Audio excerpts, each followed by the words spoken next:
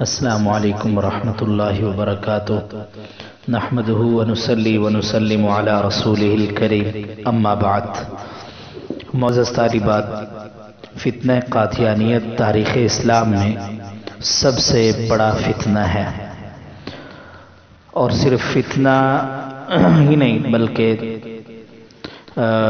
دوسروں کو مرتد کرنے پر تلا ہوا ہے۔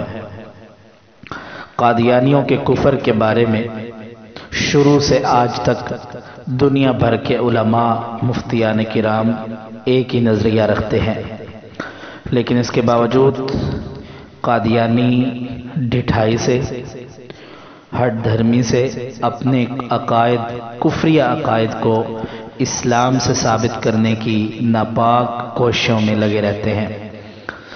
اس سلسلے میں کبھی تو قرآن پاک اور احادیث پاک میں رد و بدل کرتے ہیں، کبھی اسلامی عقائد پر عقلی یعنی اپنی عقل کے جو ہوتے ہیں شبہات وہ سامنے رکھتے ہیں، اور کبھی قادیانیت سے ناواقفیت رکھنے والے سادہ لوگ مسلمانوں کے سامنے اپنے ظاہری اعمال رکھتے ہوئے کہتے ہیں کہ ہم بھی کلمہ اسلام پڑھتے ہیں، نماز پڑھتے ہیں، مساجد تعمیر کرواتے ہیں، قرآن اور حدیث کو مانتے ہیں اور بڑے رفاہی کام کرتے ہیں، پھر ہم کافر کیوں ہیں؟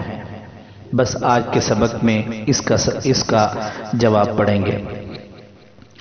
اس لیے کہ بعض مسلمان ان کے ظاہری اعمال کو دیکھتے ہوئے انہیں بھی مسلمانوں کا ایک فرقہ سمجھنے لگتے ہیں، حالانکہ قادیانیوں کا مسلمانوں سے اسلام کے بہت سے بنیادی عقائد میں اختلاف ہے۔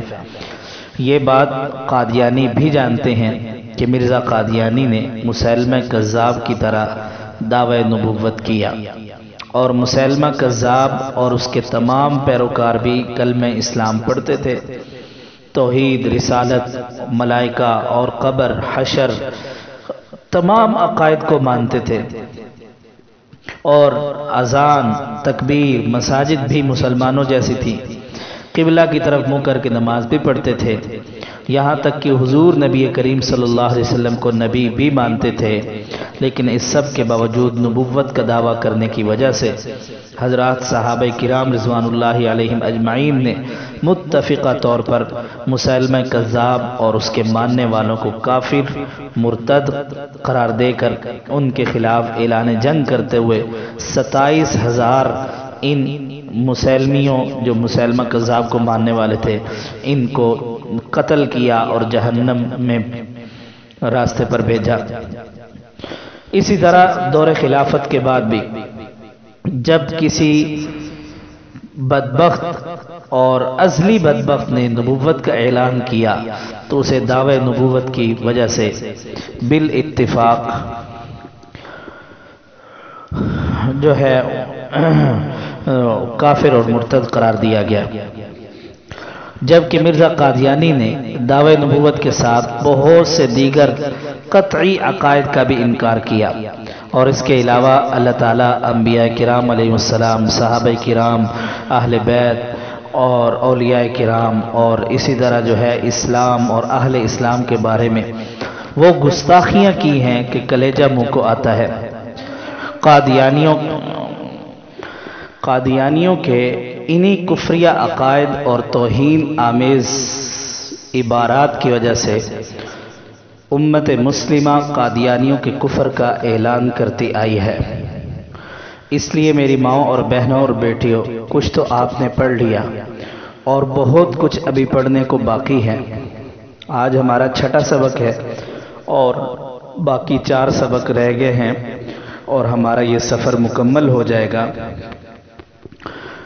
تو اس لیے آج کے سبق میں آپ جتنی باتیں آ رہی ہیں ان کو اپنی کاپی پہ لکھیں، اور اس کے بعد جو ہے ان کو یاد رکھیں، اور قادیانیوں کے ساتھ گفتگو کریں۔ اگر آپ کے بس کی بات نہیں تو کسی اور کو بتائیں، کم سے کم اتنا کریں کہ اپنے گھر والوں کو، اپنے رشتہ داروں کو، اپنے جاننے والوں کو روزانہ کی بنیاد پر، اور بھی میسیجز ہم کرتے ہیں، واٹس ایپ پہ اسٹیٹس لگاتے ہیں، فیس بک پہ پوسٹ لگاتے ہیں، انسٹاگرام پہ اور ٹویٹر پہ اور دیگر جتنی بھی اپلیکیشنز ہیں ان پہ ہم اپنا یہ استعمال کرتے ہیں. تو آج سے آپ یہ وعدہ کریں کہ ہم ان قادیانیوں کے کفریہ عقائد سے پردہ اٹھانے کے لیے باحوالہ اور جو ہے یعنی مستند بات جو ہے وہ لوگوں کو بتائیں، تاکہ لوگوں کو ان کے کفری عقائد کا پتہ چلے. اور آج سے یہ وعدہ کریں کہ ہم قادیانیوں کے ساتھ کسی قسم کے کوئی معاملات نہیں کریں گے، اور قادیانیوں کے ساتھ جو ہے قادیانی کو جتنے بھی مصنوعات ہیں ان کا بائیکاٹ کریں گے انشاءاللہ. وہ بھی آپ کو بتائیں گے کون کون سی مصنوعات ہیں. سب سے پہلی بات یہ ہے، میں ایک ایک بات عرض کرتا چلا جاؤں گا کیونکہ ٹائم کم ہے. اللہ تعالیٰ کی شان میں اس نے گستاخیاں کی. اللہ کی ذات وحدہ لا شریک ہے. حق تعالیٰ کی ذات پر اس کے جملہ صفات کے ساتھ، ساری صفات کے ساتھ بغیر کسی شرط کے اور مکمل اور پختہ ایمان اسلام کے لیے شرط ہے. اللہ کی ذات کے بارے میں ادنا سی توہین بھی بہت بڑا کفر ہے، بہت بڑا کفر ہے. جبکہ مرزا قادیانی اللہ کی ذات کے بارے میں وہ خرافات بکتا ہے جو اس کے خبث سے باطن اور گندگی جو اس کے اندر بھری ہوئی ہے اس کی عکاسی کرتا ہے. دیکھیں توضیح المام یا توضیح المام اس کی کتاب کا نام ہے، روحانی خزائن کے اندر لکھا ہوا ہے. کہتا ہے قیوم العالمین. قیوم العالمین، قیوم کا معنی تھامنے والا، العالمین جہانوں کو تھامنے والا ایک ایسا وجود اعظم ہے جس کے بے شمار ہاتھ، پیر اور ہر ایک عضو اس کثرت سے ہے کہ تعداد سے خارج اور لا انتہا عرض اور طول. عرض کا معنی چوڑائی اور طول کا معنی لمبائی، یعنی بہت چوڑے اور بہت لمبے ہیں. اور تیندوے کی طرح اس وجود اعظم کی تاریں بھی ہیں جو صفحہ ہستی کی تمام کناروں تک پھیلی ہوئی ہیں. معاذ اللہ، استغفر اللہ. تیندوا جیسے یہ جس کو ہمارے ہاں جو ہمارے گھروں میں جالا بناتی ہے نا، اس کو تیندوا کہا جاتا ہے. معاذ اللہ، استغفر اللہ. اللہ کی ذات کو اس کے ساتھ تشبیہ دے رہا ہے. لا حول ولا قوت الا باللہ. میں تو یہ عبارت پڑھ کر جو ہے میرا دل کانپ رہا ہے کہ کاش میرے سامنے وہ ہوتا اور میں اس کو اپنے ہاتھوں کے ساتھ جو ہے جہنم واصل جہنم کرتا. کتنی بڑی گستاخی ہے، کتنی بڑی گستاخی ہے. اللہ اکبر، اللہ اکبر. کیا کہتا ہے ضمیمہ براہین احمدیہ کے اندر؟ کہتا ہے کیا کوئی عقل مند اس بات کو قبول کر سکتا ہے کہ اس زمانہ میں خدا سنتا تو ہے مگر بولتا نہیں؟ پھر اس کے بعد یہ سوال ہوگا کہ کیوں نہیں بولتا؟ کیا اللہ کی زبان پر کوئی مرض لاحق ہوگی؟ استغفر اللہ. لا حول ولا قوت الا باللہ. لا حول ولا قوت الا باللہ. اسی طرح یہ خبیث اللہ تعالیٰ کی وحدانیت کا بھی انکار کرتا ہے. کہتا ہے میں نے خواب میں دیکھا کہ میں خود خدا ہوں اور میں نے یقین کر لیا کہ میں وہی ہوں، یعنی اپنے آپ کو خدا بھی کہہ رہا ہے. مرزا قادیانی کہتا ہے مجھ پر وحی نازل ہوئی اور اللہ تعالیٰ نے مجھے فرمایا انت منی بمنزلتی اولادی. اے مرزا تو میرے نزدیک میری اولاد کی طرح. معاذ اللہ، استغفر اللہ. مجموعہ وحی اور الہامات یہ جو ہے اس کے اندر لکھا ہوا ہے. اور دیکھیں یہ اتنا غلیظ انسان ہے. کہتا ہے اپنے بیٹے کو جو ہے یہ خدا کے ساتھ تشبیہ دیتے ہوئے لکھتا ہے کہ ہم ایک لڑکے کی تجھے بشارت دیتے ہیں جس کے ساتھ حق کا ظہور ہوگا، گویا آسمان سے خدا اترے گا. معاذ اللہ، استغفر اللہ. دیکھیں جی، کفر کی ایک وجہ تو یہ ہے کہ یہ اللہ کی گستاخیاں کرتا تھا. دوسری وجہ نبوت اور رسالت کا اس نے دعویٰ کیا. نبی کریم صلی اللہ علیہ وسلم پر نبوت مکمل ہو چکی ہے. آپ کے بعد کسی بھی قسم کا دعویٰ نبوت کرنا کھلا کفر ہے، جیسے آپ نے پہلے پڑھ لیا. اس لیے جو ہے اس نے حضور صلی اللہ علیہ وسلم کے بعد نبوت کا دعویٰ کیا. یہ بھی آپ کو میں نے پہلے بتایا. حقیقت الوحی کے اندر ہی کہتا ہے اللہ نے مجھے بھیجا اور اسی نے میرا نام نبی رکھا اور اسی نے مجھے مسیح موعود کے نام سے پکارا. 40 کے اندر لکھتا ہے کہ خدا وہ خدا ہے جس نے اپنے رسول یعنی اس عاجز یعنی اپنی طرف اشارہ کر کے کہتا ہے اس عاجز کو ہدایت، دین حق اور تہذیب اخلاق کے ساتھ بھیجا.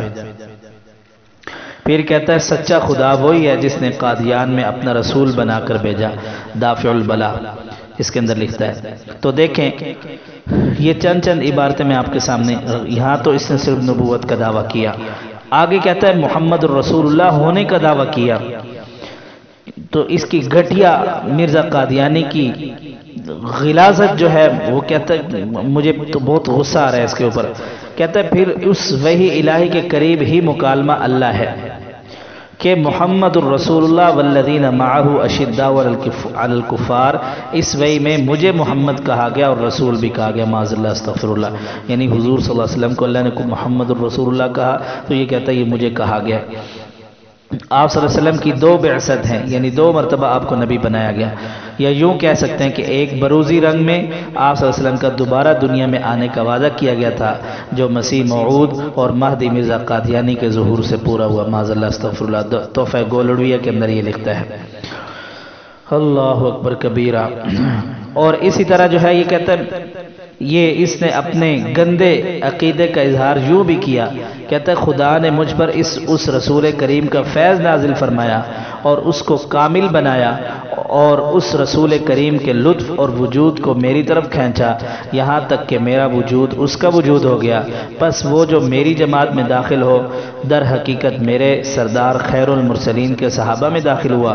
وہ شخص جو مجھ میں اور مصطفیٰ میں فرق کرتا ہے اس نے مجھے نہیں دیکھا اور نہیں پہچانا، معاذ اللہ استغفر اللہ۔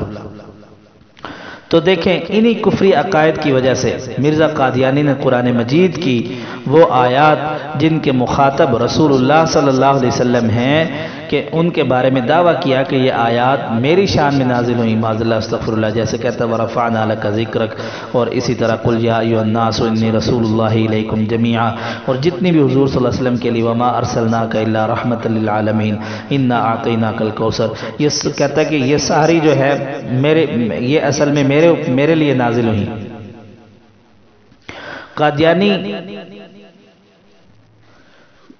قادیانی جماعت کا یہ بھی دعویٰ ہے کہ مرزا قادیانی بھی حضور کی طرح درود و سلام کا مستحق ہے، اور صرف یہی نہیں بلکہ اللہ تعالیٰ بھی مرزا قادیانی پر درود بھیجتا ہے، معاذ اللہ استغفر اللہ۔ تذکرہ ان کا جو تذکرہ ان کی وہ کتاب ہے جن کو یہ قرآن کے مقابلے میں مانتے ہیں، کہتے ہیں صلی اللہ علیہ وعلی محمد، کہ اللہ آپ پر اور محمد پر درود پڑھتا ہے، معاذ اللہ استغفر اللہ، لا حول ولا قوت الا باللہ۔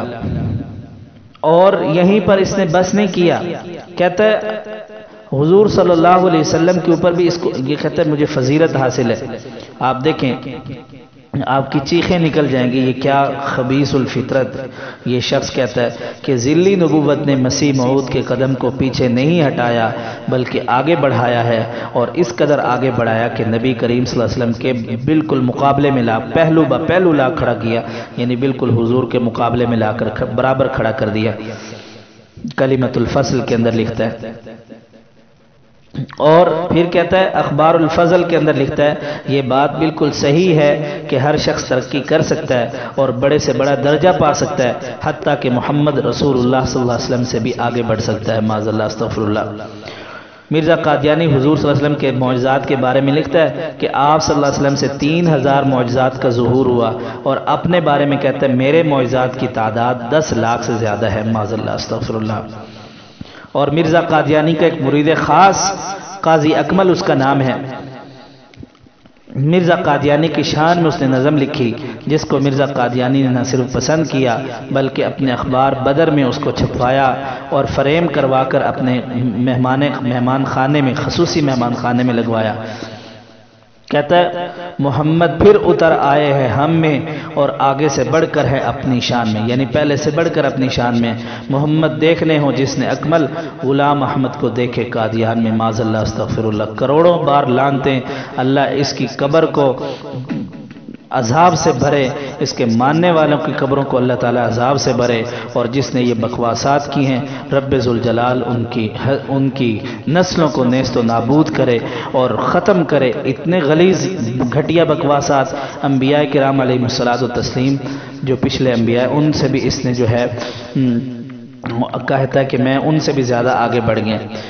چشمہ معرفت کے اندر لکھتا ہے کہ خدا تعالیٰ نے اس بات کی ثابت کرنے کے لیے میں اس کی طرف سے ہوں، اس قدر نشان دکھلائے کہ اگر 1000 نبی پر تقسیم کیے جائیں تو ان کی بھی اس سے نبوت ثابت ہو سکتی ہے، یعنی میرا مقابلہ 1000 نبیوں سے زیادہ اونچا ہے۔